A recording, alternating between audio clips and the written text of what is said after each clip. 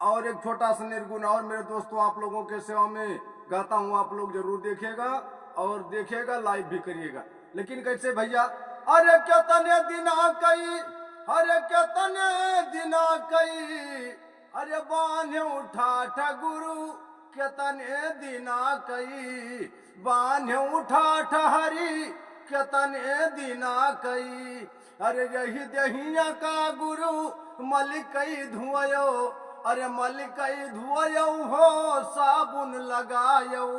अरे एक दिन जरी है जैसे बन कई काठ गुरु, कितने दिना कई, अरे बान्हे उठा ठहरी, कितने दिना के।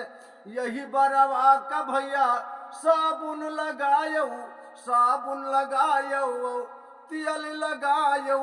अरे एक दिन जरी है जैसे बन कई घास गुरु, कितने दिना कई बान्हे उठा ठहरी, कितने दिना कई।